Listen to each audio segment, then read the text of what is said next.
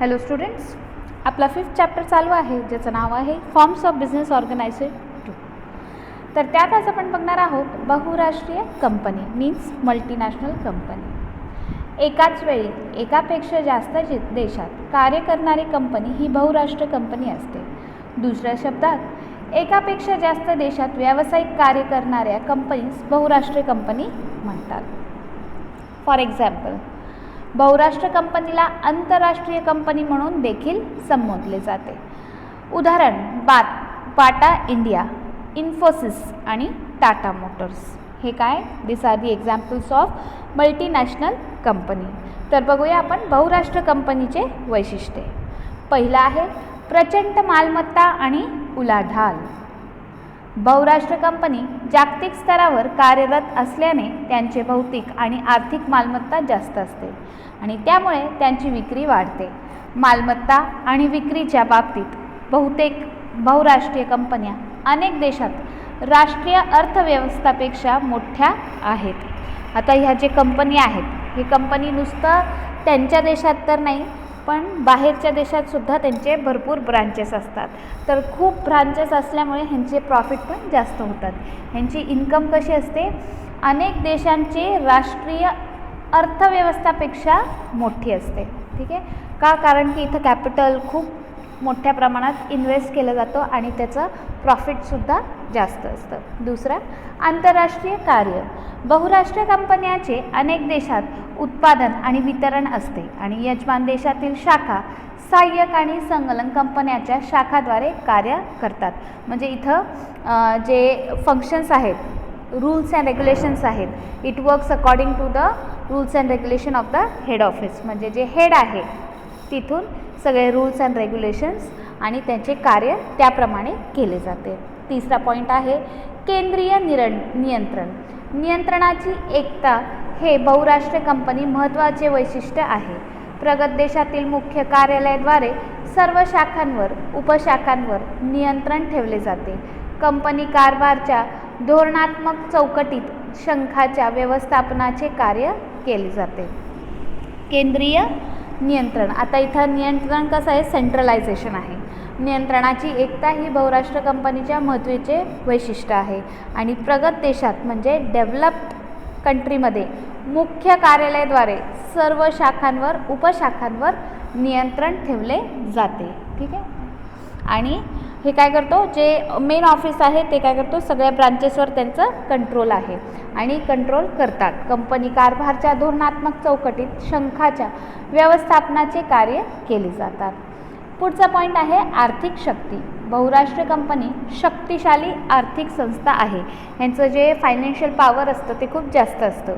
यजमान देशातील कंपन्याच्या विलिंगद्वारे ताबा मिळवून बहुराष्ट्रीय कंपनी आर्थिकदृष्ट्या बलवान होतात. आता मुळातच आपलं जर कॅपिटल इन्व्हेस्टमेंट जास्त असेल तर आपलं प्रॉफिटही जास्त असतं आणि प्रॉफिट जास्त असलं की आपलं बिझनेस आणखीन डेव्हलप स्टेजवर येतं आणि इथं इन्व्हेस्टमेंट खूप मोठ्या बल्कमध्ये आहे त्यामुळे ह्या कंपनीचे प्रॉफिट खूप जास्त असतात. प्रगत आणि अत्याधुनिक तंत्रज्ञान. बहुराष्ट्रीय कंपनी उत्पादन आणि वितरणासाठी प्रगत आणि अत्याधुनिक तंत्रज्ञानाचा वापर करतात. त्यांचे भांडवल प्रधान तंत्रावर ते उत्पादन व विपणन ह्यांच्या क्षेत्रात ते वापरतात. आता हे जे इन्व्हेस्टमेंट जास्त आहे तर ते जे सर्व्हिस खरीदतात, मार्केटिंग, ॲडव्हर्टायझिंग हे सुद्धा काय करतात? खूप बल्कवर असतं. ॲडव्हर्टायझिंग जास्त असते. कस्टमरचा एक वेळेस तुमच्यावर जर विश्वास बसला म्हणजे बाटा ही एक ब्रँड आहे. जेव्हा आपण काय घ्यायला जातो तर आपण पहिले कशाला प्रिफर करतो? ब्रँडला प्रिफर करतो. तर बाटा, इन्फोसिस, टाटा मोटर्स हे काय आहेत? हे एक ब्रँडेड वस्तू आहेत आणि जनतांना ब्रँडेड वस्तूवर खूप विश्वास असतो आणि त्याच्या क्वालिटीवर. तर ह्याच्याने काय होतं? कारण की त्यांची advertisement and all that marketing खूप स्ट्रॉंग असते त्याच्यामुळे त्यांचं जे स्टेटस आहे खूप मार्केटमध्ये एक वेल डेव्हलप्ड असतं आणि स्टेटस झाल्यामुळे जनतामध्ये एक त्याचा ब्रँड निर्माण होतो. त्याच्यानंतर प्रगत आणि अत्याधुनिक तंत्रज्ञान. बहुराष्ट्रीय कंपनी उत्पादन वितरणासाठी प्रगत आणि अत्याधुनिक तंत्रज्ञानाचा वापर करतात. त्यांचे भांडवल प्रधान तंत्रज्ञान ते उत्पादन व विपणन यांच्या क्षेत्रात ते वापरतात. बहुराष्ट्र कंपनी काय करतात, आता जे प्रोडक्शन डिपार्टमेंट आहे प्रोडक्शनसाठी आणि त्याचं डिस्ट्रीब्युशनसाठी एक्सपर्ट सर्व्हिस खरेदी करते. Expert quality, expert machines, expert man, expert labour. Okay, man, machinery and labour हे काय करतात, एक्सपर्टाईज म्हणजे खूप हाय टेक्निकलची घेत असतात. व्यावसायिक व्यवस्थापन, प्रचंड भांडवल, प्रगत तंत्रज्ञान आणि आंतरराष्ट्रीय व्यापार चालविण्यासाठी प्रशिक्षित व्यवस्थापक नेमले जातात. तर बघूया, बहुराष्ट्रीय कंपनी मीन्स मल्टीनॅशनल कंपनीचे गुण. रोजगार निर्मिती, बहुराष्ट्र कंपन्यांनी मोठ्या प्रमाणावर यजमान देशामध्ये रोजगार निर्माण केले आहे. ज्या ठिकाणी मोठ्या प्रमाणावर बेरोजगारी आहे तेथे बहुराष्ट्र कंपन्या वरदान ठरल्या आहेत. आता खूप वेळा खेडेगाव असतात, तिथं काय असतं, कंपन्या नसतात मोठ्या मोठ्या आणि त्याच्यामुळे तिकडचे जे अनएम्प्लॉईड असतात लोक ते शहरामध्ये येतात. शहरामध्ये येऊन ते नोकरी धरतात आणि त्याच्यामुळे त्यांना खूप लॉस येतं, कारण की त्यांना त्यांची स्वतःची तिकडे सोय करावी लागते आणि त्यातल्या त्यात त्यांना जी सॅलरी असते ती पण कमी असतं. म्हणजे जेवढं ते कमवतात ते त्यांच्यावरच एक्सपेंड करतात. आणि इन केस जर खेडेगावामध्ये जर तुम्ही इंडस्ट्री असेल तर त्यांना बाहेरगावी जाण्याची गरज पडत नाही, ते इथं बसूनच पैसे कमवू शकतात. तर हे काय करतो, पहिला काय गुण आहे, रोजगार निर्मिती. दुसरा आहे विदेशी भांडवलाचा प्रभाव. विकसनशील देशाचे जलद विकासासाठी बहुराष्ट्र कंपनी आवश्यक विदेश भांडवल आणतात आणि देशांतर्गत अर्थव्यवस्थेचे वाढीसाठी विदेशी भांडवल आवश्यक आहे. फॉरेन एक्सचेंज आपल्या इकॉनॉमिक इन्कमसाठी खूप इम्पॉर्टंट पार्ट आहे. दुसरा आहे संसाधनाचा योग्य वापर. क्वालिफाईड स्टाफ आहे, सगळं आहे आपल्याकडे, एक्सपर्टाईज आहे, म्हणून जे अवेलेबल रिसोर्सेस आहेत त्याचा पुरेपूर वापर होत आहे. तांत्रिक विकास, बहुराष्ट्र कंपन्यामुळे यजमान देशांचे तांत्रिक विकास होते. प्रत्यक्ष एका देशात दुसऱ्या देशात तांत्रिक विकासाचे पारदर्शक वाहन या बहुराष्ट्र कंपनीद्वारे होते. आता इवन हेड ऑफिस आहे, हेड ऑफिसचे ब्रांचेस आहे, त्यांची जी प्रोडक्शनची जी प्रोसेस आहे ती अगदी सेम असते आणि त्याच्यामुळे जे हेड ऑफिस आहे ते ब्रांचेसला काय करतो, मशिनरीज, टेक्निकल सगळं जे पाहिजे ते सगळं पुरवतो. म्हणून त्याच्यामुळे काय होतं की त्यांच्या ब्रँडमध्ये, त्यांच्या वस्तूंमध्ये व त्याच्या क्वालिटीमध्ये चेंजेस होत नाही. 5th पॉईंट आहे व्यवस्थापकीय विकास. बहुराष्ट्र कंपन्या आधुनिक व्यवस्थापनाचे तंत्रे वापरतात. बहुराष्ट्र कंपन्यांमध्ये काम करणारे कर्मचारी मोठ्या प्रमाणावर व्यवस्थापनेत संशोधनाचे कार्य करतात. इथं असा एक्सपर्टाईज स्टाफ असतो की त्यांच्या प्रोडक्टमध्ये नेहमी काही चेंजेस करण्यामध्ये, प्रोडक्ट अजून डेव्हलप करण्यासाठी काही ना काही रिसर्च नेहमीच चालू असते आणि हे एक डिपार्टमेंट असतं, हे खूप एक्सपर्टाईज डिपार्टमेंट असतं. ह्यांचं वारंवार ह्या प्रोडक्टवर रिसर्च चालू असतं. त्याच्यामुळे त्यांच्या कंपनीला प्रोडक्टची क्वालिटी कमी होत नाही, परंतु त्याच्यामध्ये नेहमी काय होतं, प्रोडक्टमध्ये नेहमी चेंजेस केले जातात, त्याला चांगलं डेव्हलप केले जातात, हे रिसर्च डिपार्टमेंटद्वारा. स्थानिक मक्तेदारी समाप्त. बहुराष्ट्रीय कंपन्या स्थापनामुळे यजमान देशामध्ये स्पर्धा वाढते आणि त्यामुळे स्थानिक मक्तेदारांना त्यांचे उत्पादने दर्जेदार केली किंवा किंमत कमी केल्या. बहुराष्ट्र कंपन्यांना स्थानिक मक्तेदारी पद्धती समाप्त केली.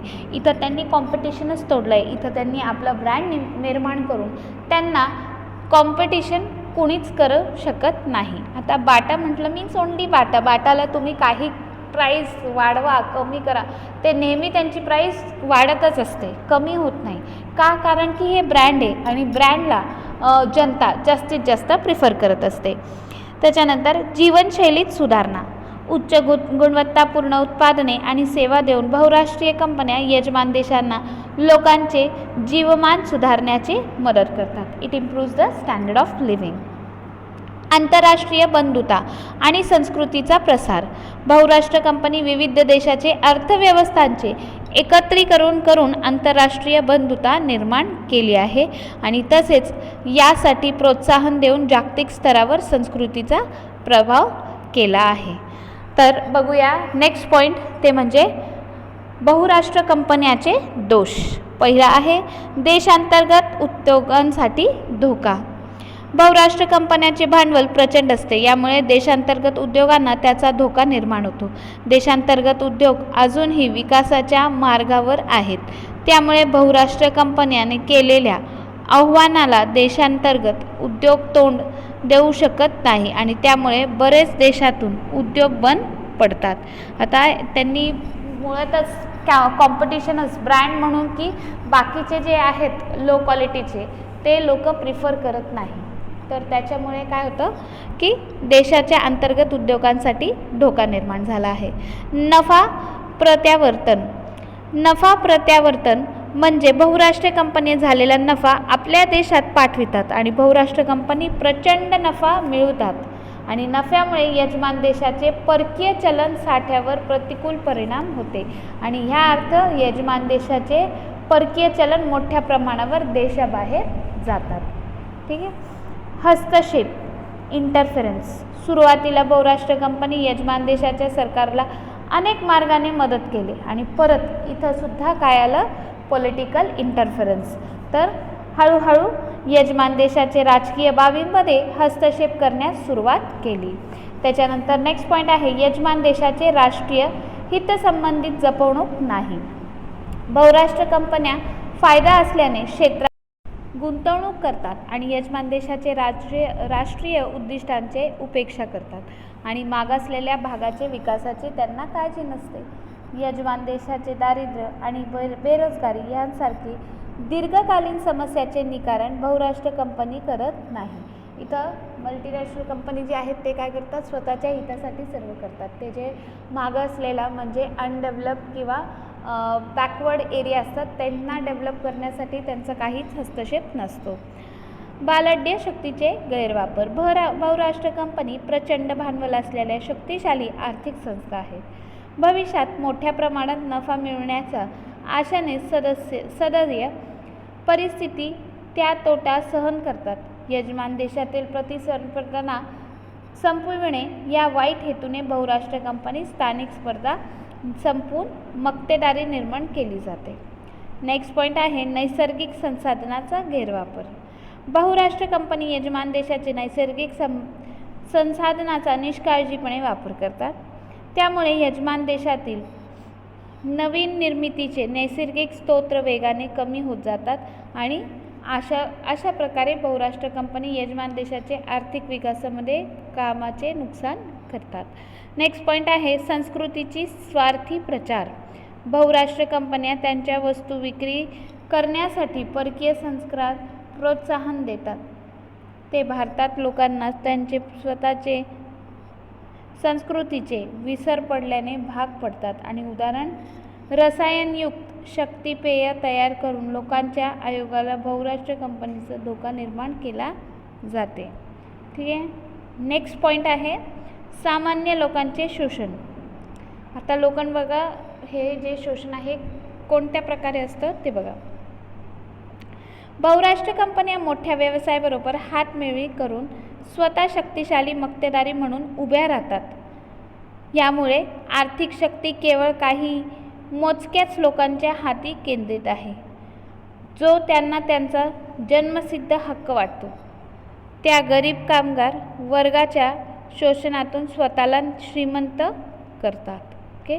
सामान्य लोकांचा शोषण म्हणजे जे बॅकवर्ड एरिया आहे त्यांचं नेहमी शोषण होत असतो. त्यांना त्यांचे जन्मसिद्ध हक्क वाटते व ते गरीब कामगार वर्गाचे शोषणातून स्वतःला श्रीमंत करतात. ठीक आहे.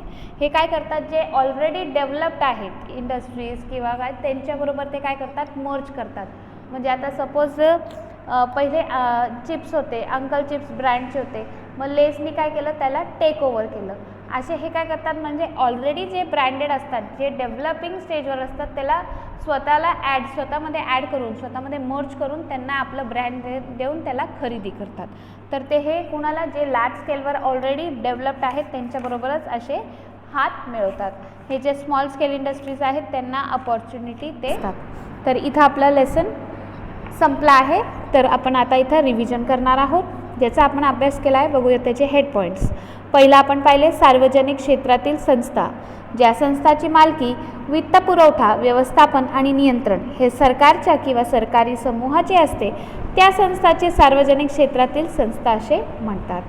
त्याच्यानंतर नेक्स्ट पॉईंट आपण पाहिलं होतं विभागीय आस्थापना, ज्या आस्थापनाची मालकी, व्यवस्थापन, नियंत्रण आणि वित्तपुरवठा सरकारद्वारे केले जाते त्यास विभागीय आस्थापना असे म्हणतात. मग आपण त्याचे वैशिष्ट्य पाहिले होते. पहिला सरकारद्वारे व्यवस्थापित, दुसरा अधिकार प्रदान, तिसरा शासनाकडून वित्तपुरवठा, चौथा सरकारी संचालन, पाचवा स्वतंत्र कायदेशीर अस्तित्व नाही, सहावा शासकीय कर्मचारी. मग आपण पाहिले होते त्याचे गुण. पहिला प्रत्यक्ष नियंत्रण, दुसरा सरकाराकडे थेट महसूल, तिसरा कमी अप्रत्यक्ष खर्च, चौथा निधीचा गैरवापर होत नाही, पाचवा पात्रताधारक कर्मचारी आणि सहावा गुप्तता राखली जाते. मग आपण पाहिले होते त्याचे दोष. पहिला कार्यवाहीमध्ये विलंब, लालफितशाही आणि नोकरशाही, तिसरा कमी पुढाकार, चौथा लवचिकता अभाव, पाचवा निर्णय घेण्यास विलंब आणि सहावा व्यक्तीचे अभाव. आता त्याच्यानंतर आपण नेक्स्ट पॉईंट पाहिलं होते वैधानिक महामंडळ. वैधानिक महामंडळ ही स्वायत्त संस्था आहे जी संसदेत किंवा राज्य विधिमंडळ स्वतंत्र कायदा करून हक्क, कार्य आणि कर्तव्य स्पष्ट करून स्थापन झालेली असते. बघूया त्याचे वैशिष्ट्य. सामुदायिक संघटना, विधिमंडळास उत्तरदायी, स्वतःची कर्मचारी प्रणाली, आर्थिक स्वायत्ता आणि राजकीय हस्तक्षेप नाही. हे काय त्याचे वैशिष्ट्य. मग आपण त्याचे गुण पाहिले. गुण कोणते कोणते होते? पुढाकार आणि लवचिकता, दुसरा प्रशासकीय स्वायत्ता, तिसरा त्वरित निर्णय, चौथा कार्यक्षम कर्मचारी, व्यवस्थापकीय व्यवस्थापन आणि सोपी भांडवल उभारणी. त्याच्यानंतर आपण त्याचे दोष पाहिले होते. त्यात पहिला होता कागदोपत्री स्वायत्ता, पुढाकारचा अभाव, गुंतागुंतीची संरचना, लाभावरून संघर्ष आणि अयोग्य व्यवहार. त्याच्यानंतर आपण नेक्स्ट पॉईंट पाहिलं सरकारी कंपनी. अशी कंपनी जिची नोंदणी कंपनी कायदा 2013 नुसार होते, जिच्याकडे 51% वसूल भाग भांडवल हे केंद्र सरकार किंवा कोणतेही राज्य सरकार किंवा अंशतः केंद्र सरकारचे आणि अंशतः एक किंवा अधिक राज्य सरकारचे असते, अशी कंपनी सरकारी कंपनी म्हणून ओळखली जाते. मग आपण त्याचे वैशिष्ट्य पाहिले होते. पहिला होता कंपनी कायद्यानुसार नोंदणी, दुसरा स्वतंत्र कायदेशीर अस्तित्व, तिसरा जास्तीत जास्त सरकारचे संचालक, चौथा स्वतःचे कर्मचारी, पाचवा प्रक्रियात्मक नियंत्रणापासून मुक्त. त्याच्यानंतर आपण पाहिले त्याचे गुण. पहिला गुण होता सुलभ स्थापना, दुसरा होता अंतर्गत स्वायत्ता, तिसरा होता बदलती सुलभता, चौथा पॉईंट होता शिस्त, त्याच्यानंतर व्यावसायिक व्यवस्थापन आणि सार्वजनिक उत्तरदायित्व. त्याच्यानंतर आपण त्याचे दोष पाहिले. पहिला होता स्वायत्ता केवळ नावापुरती, दुसरा प्रदर्शनाची भीती, तिसरा तज्ज्ञ प्रतिनिधीचा अभाव, चौथा व्यावसायिक दृष्टिकोनाचा अभाव. त्याच्यानंतर पाहिला आपण बहुराष्ट्र कंपनी. एकाच वेळी एकापेक्षा जास्त देशात कार्य करणारी कंपनी ही बहुराष्ट्र कंपनी असते. दुसऱ्या शब्दात ही एकापेक्षा जास्त देशात व्यावसायिक कार्य म्हणून करते. नेक्स्ट पॉईंट आपण त्याचे वैशिष्ट्य पाहिले होते. पहिला पाहिलं होता प्रचंड मालमत्ता आणि उलाढाल, दुसरा आंतरराष्ट्रीय व्यवहार, तिसरा केंद्रीय नियंत्रण, चौथा आर्थिक शक्ती, पाचवा प्रगत आणि अत्याधुनिक तंत्रज्ञान, सहावा व्यावसायिक व्यवस्थापन. त्याच्यानंतर आपण त्याचे गुण पाहिले. पहिला होता रोजगार निर्मिती, दुसरा विदेशी भांडवल प्रवाह, तिसरा संसाधनाचा योग्य वापर, चौथा तांत्रिक विकास, पाचवा व्यवस्थापकीय विकास, सहावा स्थानिक मक्तेदारी समाप्त, सातवा जीवनशैलीत सुधारणा, आठवा आंतरराष्ट्रीय बंधुता आणि संस्कृतीचा प्रचार. त्याच्यानंतर आपण पाहिले त्याचे दोष. पहिला होता घरगुती उद्योगांसाठी धोका, दुसरा होता नफा प्रत्यावर्तन, तिसरा हस्तक्षेप, चौथा यजमान देशाच्या राष्ट्रीय हितसंबंधित जपवणूक नाही, पाचवा बालड्य शक्तीचा गैरवापर, सहावा नैसर्गिक संसाधनाचा गैरवापर, सातवा संस्कृतीचा स्वार्थी प्रचार आणि आठवा सामान्य लोकांचे पद्धतशीरपणे शोषण. तर इथं आपला चॅप्टर संपला आहे. पुढच्या लेक्चरमध्ये आपण 6 चॅप्टर करणार आहोत, ज्याचं नाव आहे व्यावसायिक सहाय्यक संस्था. Thank you students. If you have not subscribed my channel, please subscribe and keep watching my video. Thank you.